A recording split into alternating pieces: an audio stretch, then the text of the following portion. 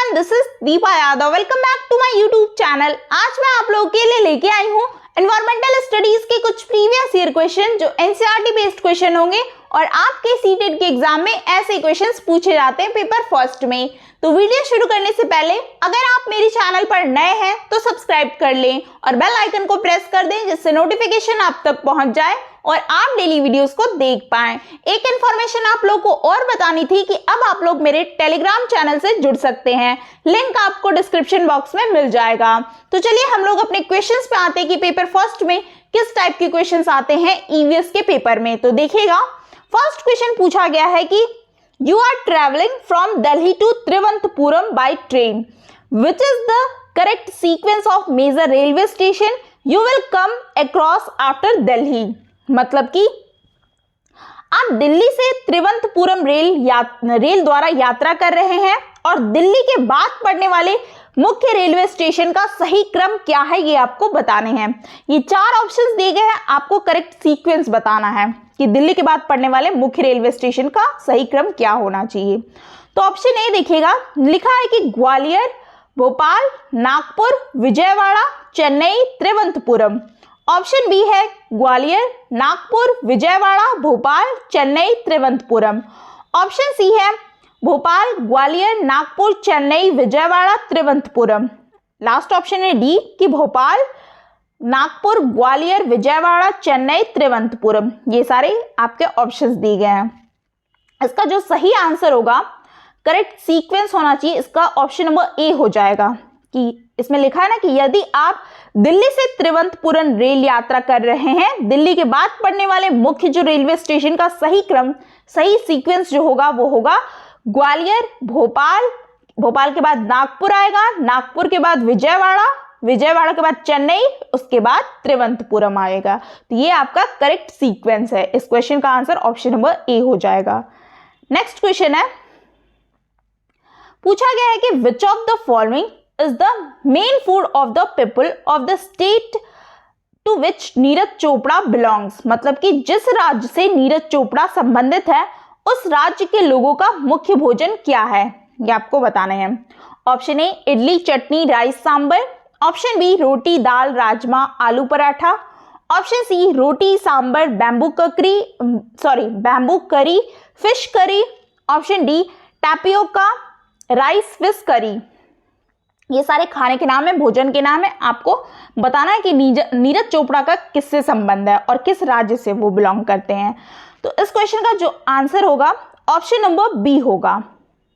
Option number B की सबसे पहले आप नीरज चोपड़ा के बारे में कुछ जान लीजिए कि नीरज चोपड़ा का संबंध जो है हरियाणा राज्य के पानीपत जिले से है और हरियाणा राज्य के लोगों का मुख्य भोजन क्या है, रोटी दाल राजमा आलू पराठा और मीठी और नमकीन दोनों तरह की लस्सी भी हरियाणा में प्रचलित है। नीरज चोपड़ा एक भारतीय एथलेटिक है जो ट्रैक एंड फील्ड के जेवेलियन थ्रो नामक गेम से जुड़े हुए हैं और नीरज चोपड़ा हाल ही में उन्होंने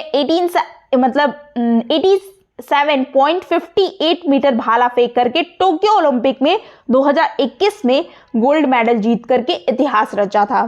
तो आपको ये सारे फैक्ट पता होने चाहिए क्योंकि स्टेटमेंट में भी कभी कभी क्वेश्चंस पूछ दिए जाते हैं। ठीक है, तो इस क्वेश्चन का जो आंसर होगा ऑप्शन नंबर बी हो जाएगा। नीरज चोपड़ा वहाँ के किस राज्य से हैं, तो वो हरियाणा से, और वो किस भोजन, उनका क्या मुख्य भोजन है, तो वो रोटी दाल राजमा आलू पराठा होगा। ठीक है, तो बी आंसर करेक्ट है।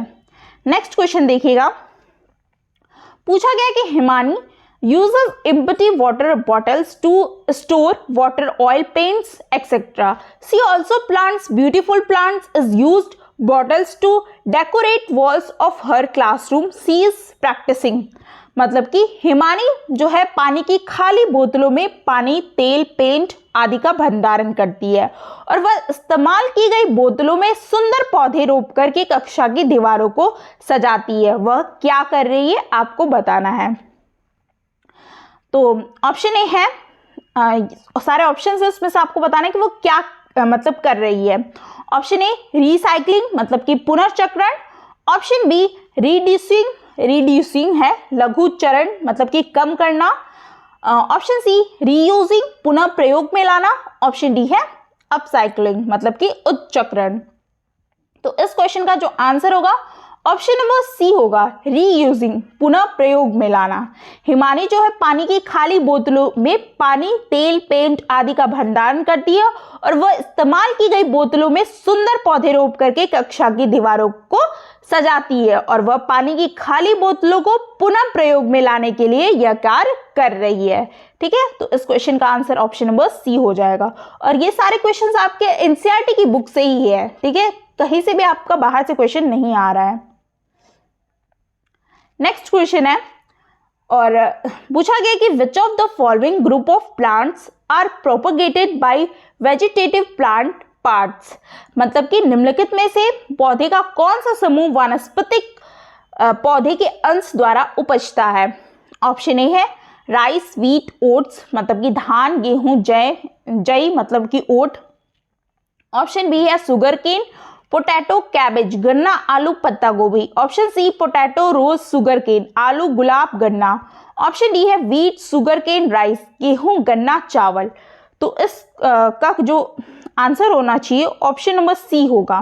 ठीक है, पोटैटो, रोज और सुगर केन, ये जो आलू, गुलाब और गन्ना है ये पौधों का एक समूह वनस्पतिक पौधों के अंश द्वारा उपजता है और आलू एक तनारूपी फसल है। गुलाब एक बहुवर्षीय झाड़ीदार कटीला पुष्पीय पौधा है। गन्ना क्या है, एक नगदी फसल है। तो इन सभी पौधों की गांठों में क्या होती, कलियां होती हैं जो नए पौधों मतलब नए पौधों का जन्म देती हैं।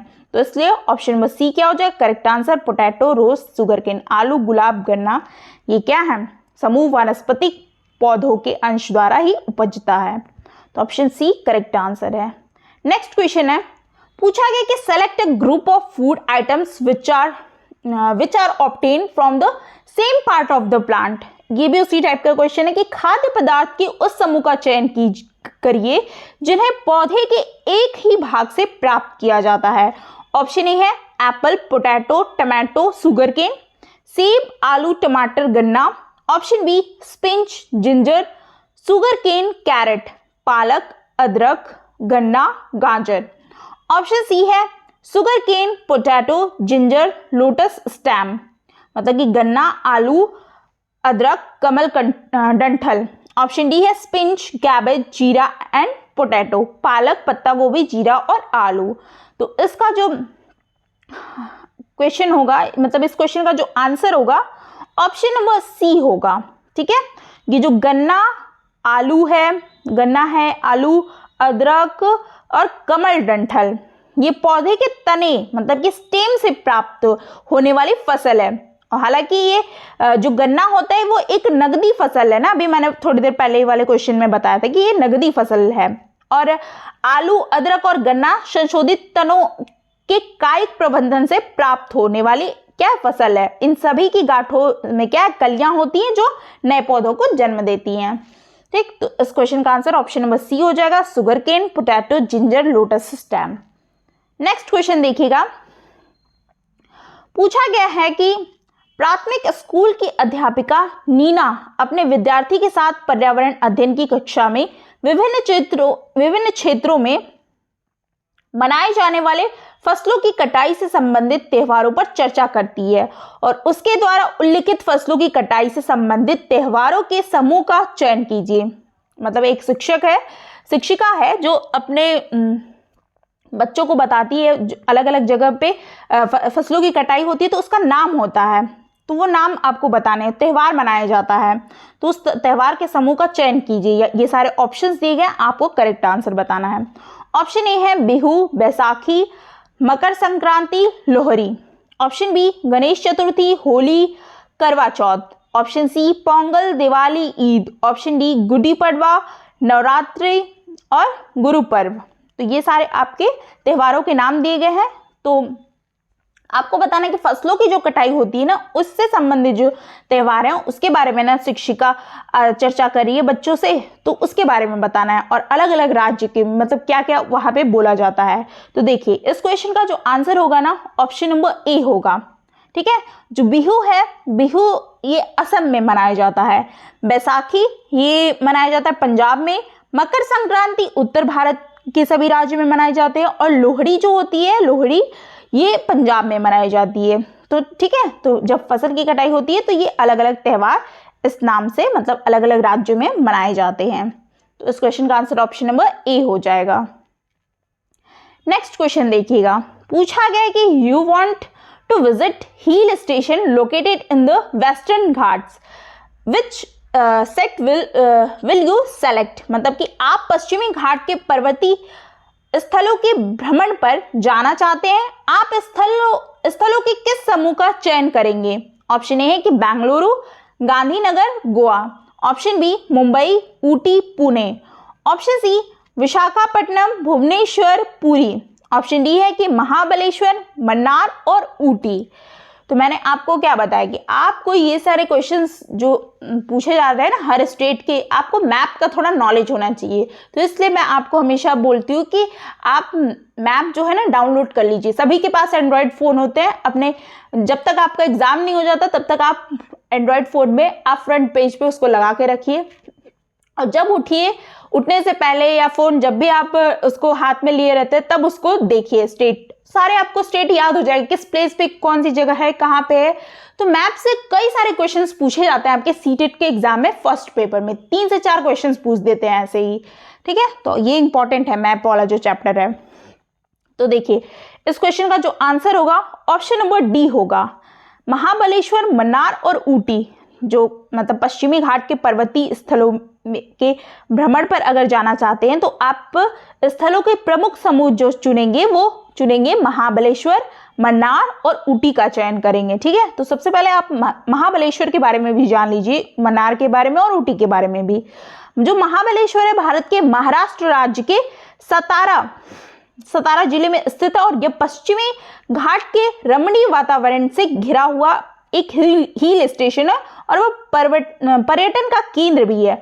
और जो मन्नार है, मन्नार यह केरल राज्य के इडुक्की जिले में स्थित है। ऊटी यह पश्चिमी घाट पर तमिलनाडु राज्य में स्थित एक प्रमुख पर्यटन स्थल है जहाँ पे लोग काफी घूमना पसंद करते हैं, ये तीनों ही जगह पे। तो इसलिए ऑप्शन नंबर डी क्या हो जाएगा, करेक्ट आंसर हो जाएगा। नेक्स्ट क्वेश्चन देखिएगा, पूछा गया कि which of the following pairs is correct, निम्नलिखित में से कौन सा जोड़ा युग्म सही है, यह आपको बताना है। ऑप्शन ए है रोज ट्री, गुलाब मतलब वृक्ष। ऑप्शन बी है कि बिटर गार्ड मतलब कि करेला, क्रीपर करेला मतलब कि बेल लता। ऑप्शन सी रोज हर्ब, गुलाब जड़ी बूटी। ऑप्शन डी है बिटर गार्ड करेला मतलब कि शब, करेला झाड़ी है। ये आपको बताना है कि सही जोड़ा क्या है इसमें से। तो इस क्वेश्चन का जो आंसर होगा ऑप्शन नंबर बी होगा। बिटर गार्ड जो है ये क्या है, एक क्रीपर करेला बेल लता है, ठीक है, ये इसके अंतर्गत आता है। दिए गए जो ऑप्शंस और हैं ए और सी, ए सी और ये जो डी हैं ऑप्शंस, ये क्या है, रॉन्ग है, ये गलत है आंसर। जो गुलाब होता है ना ये वृक्ष नहीं है होता है, ये एक झाड़ी के अंतर्गत आता है, ठीक है, ये वृक्ष नहीं है गुलाब। तो इस क्वेश्चन का जो आंसर होगा सही जो जोड़ा होगा वो होगा बी, बिटर गार्ड का आपका क्रीपर करेला मतलब कि बेल, ये लता में होता है, लता के अंतर्गत आता है। नेक्स्ट क्वेश्चन है, पूछा गया कि which of the following animal is closest relative of cow, बैफेलो and ship, मतलब कि निम्नलिखित में से कौन सा जानवर गाय, भैंस और भेड़ का सबसे निकटतम संबंधी है। ऑप्शन ए है ह्यूमन बीइंग मनुष्य। ऑप्शन बी डॉग कुत्ता। ऑप्शन सी कैट बिल्ली। ऑप्शन डी है गोट। इसका जो करेक्ट आंसर होगा ऑप्शन नंबर डी होगा, गोट बकरी। बकरी ऐसा जो दुधारू जानवर है जो गाय, भैंस और भेड़ का सबसे निकटतम संबंधी है, क्योंकि यह सभी पालतू जानवर हैं और इनकी क्या है समानता लगभग एक जैसी है। कृषि कार्य हेतु इनके गोबर का प्रयोग किया जाता है और इन सभी जानवरों के क्या है दूध के उपयोग जो है मानव अपने दैनिक जीवन में करता है, ठीक है। तो इस क्वेश्चन का आंसर जो होगा ऑप्शन नंबर डी होगा। नेक्स्ट क्वेश्चन देखिएगा, पूछा गया कि which of the following is not a feature of Siberian cranes, मतलब कि निम्नलिखित में से कौन सी विशेषता साइबेरियन सारस की नहीं है। नहीं वाले क्वेश्चन है, देख लीजिएगा और थोड़ा ध्यान दिया कीजिए नॉट वाले क्वेश्चंस पे। ऑप्शन ए है कि इसकी विशेषता कौन सी नहीं, ये बताना है आपको कि they migrate from cold climate condition, मतलब कि वे शीत जलवायु से प्रवास करते हैं। ऑप्शन बी है कि दे ब्रीड इन वार्म प्लेसेस, मतलब कि वे गर्म जो स्थानों का प्रजनन करते हैं। ऑप्शन सी है कि they live isolated in their habitat, वे अपने आवासों में अलग से अकेले रहते हैं। ऑप्शन डी कि they are critically endangered and very few in number, वे गंभीर रूप से खतरे में है और उनकी बहुत कम संख्या मतलब हो रही है। तो इस क्वेश्चन का जो आंसर होगा वो होगा ऑप्शन नंबर सी हो जाएगा। जो साइबेरियन सारस है अपने आवासों से अलग क्या है, अलग से अकेले रहते हैं। ये जो स्टेटमेंट है, ये जो विशेषता बताई जा रही है, ये साइबेरियन सारस की विशेषता नहीं है। बाकी जो है कि वे शीत जलवायु में प्रवास करते हैं, ये करेक्ट है। वे गर्म स्थानों का प्रजनन करते हैं, ये भी करेक्ट है। और वे गंभीर रूप से क्या है, खतरे में हैं और उनकी बहुत ही कम संख्या होती जा रही है, तो ये भी विशेषता उसकी सही है। तो ये तीनों ही साइबेरियन सारस की विशेषता है जो कि करेक्ट है, और जो नहीं है वो है ऑप्शन नंबर सी। इसलिए क्वेश्चन नंबर मतलब इस क्वेश्चन का जो आंसर होगा ऑप्शन नंबर सी करेक्ट हो जाएगा। ठीक है, तो इतने क्वेश्चंस थे जो मैंने आपको बता दिए। आज का प्रैक्टिस सेट यहीं पे कंप्लीट होता है। अगर आपको कोई भी क्वेरीज है, कोई भी डाउट है क्वेश्चन से रिलेटेड, आपको कुछ नहीं समझ में आया है, तो आप कमेंट बॉक्स में पूछ सकते हैं। आई होप आपको वीडियो अच्छी लगी हो तो लाइक शेयर एंड सब्सक्राइब ज़रूर करिएगा, लाइक करके ज़रूर जाइएगा, जिससे मुझे अप्रिशिएशन ही मिलता है और मोटिवेशन मिलता है कि मैं आपके लिए एक अच्छा कंटेंट तैयार करके ले आऊँ और आप एक अच्छा स्कोर सीटेट में कर पाएँ। तो चलिए फिर मिलते हैं ऐसे कुछ अच्छे क्वेश्चंस के साथ। Thanks for watching.